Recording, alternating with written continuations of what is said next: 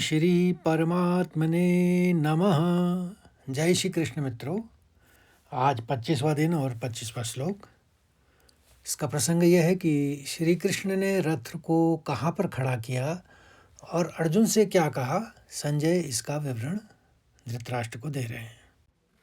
भीष्म द्रोण प्रमुखतः सर्वेषां च महीक्षिताम् उवाच पार्थ पश्यैतान् समवेतान् कुरूनिति। एक बार और सुनिए। भीष्म द्रोण प्रमुखतः सर्वेषां च महीक्षिताम् उवाच पार्थ पश्यैतान् समवेतान् कुरूनिति। अब चरणबद्ध तरीके से समझते हैं। पहले चरण को देखिए, एक ही शब्द है भीष्म, द्रोण और प्रमुखतः। तो 3 शब्दों में तोड़ लीजिए इसको और आघात का ख्याल रखिए। भीष्म में पहले में भौ में है तो 2 तरह का शौ निकालिए हस्व। मौ में आघात है तो द निकलेगा पहले, फिर द्रोण निकलेगा, और अणों के बाद भी एक आघात है तो द्रोणप पहले निकलेगा, फिर प्रमुखतस् होगा। आपको विसर्ग भी समझ में आ रहा होगा 100 का, क्योंकि आगे वाला शब्द दूसरे चरण में 100 है सर्वेशाई, और उसका अनुस्वार भी समझ में आ रहा होगा यों का, क्योंकि आगे वाला शब्द चौ है, और तीसरे शब्द में महीक पहले निकलेगा, कौ का आघात, और शिताम फिर हम पढ़ेंगे। तो अब पहले और दूसरे चरण को एक साथ ही पढ़ लेते हैं। अब आप समझ ही रहे हैं तो सुन लिए। भीष्म द्रोण प्रमुखतः सर्वेषां च महीक्षिताम्, और ताम में ह्रस्व है क्योंकि हलंत है, तो आपको खाली ताम पढ़ना है, तामा नहीं पढ़ना है। एक बार और सुनिए। भीष्म द्रोण प्रमुखतः सर्वेषां च महीक्षिताम्।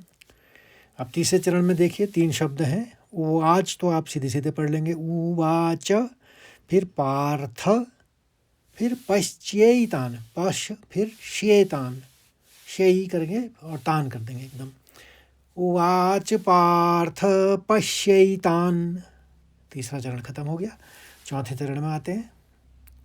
एक ही शब्द है लेकिन 2 शब्दों में तोड़ लेंगे तो सही रहेगा। संवेतान और कुरुनीति। फिर से सुनिए, संवेतान और कुरुनीति, क्योंकि ता में 9 का आघात आएगा तो 9 2 बार निकलेगा। संवेतान, ऐसे तान, इसे एक गूंज होगी उसमें। संवेतान कुरूनिति, और दोनों वो हस्व मात्राएं हैं, छोटी की मात्राएं हैं, तो जल्दी जल्दी पढ़ेंगे आप उनको। कुरूनिति। फिर से सुनिए, संवेतान कुरूनिति। अब तीसरा और चौथा चरण एक साथ सुनिए। उवाच पार्थ पश्यैतान् संवेतान् कुरूनिति। अब पूरे चारों चरणों को एक साथ सुनिए। भीष्म द्रोण प्रमुखतः सर्वेषां च महीक्षिताम् उवाच पार्थ पश्यैतान् संवेतान् कुरूनिति। अब इसका हम शब्दार्थ समझते हैं। भीष्म द्रोण प्रमुखतः मतलब प्रमुख रूप से भीष्म पितामह और द्रोणाचार्य के सामने। सर्वेशाम मैंने सभी, च और महीक्षिताम मैंने राजाओं के सामने। उवाच बोला, पार्थ मैंने हे पार्थ, प्रथा के पुत्र, क्योंकि प्रथा के पुत्र हैं अर्जुन, कुंती को प्रथा भी कहते हैं। और पश्य मैंने देखो, एतान मैंने इन, संवेतान मैंने इकट्ठे हुए, कुरून मैंने कुरुवंशियों को, और इति का मतलब इस प्रकार। हिंदी में अर्थ हुआ भीष्म और द्रोणाचार्य के सामने तथा संपूर्ण राजाओं के सामने रथ को खड़ा करके श्री कृष्ण बोले, हे पार्थ या हे अर्जुन, यहाँ इकट्ठे हुए इन कुरुवंशियों को देखो।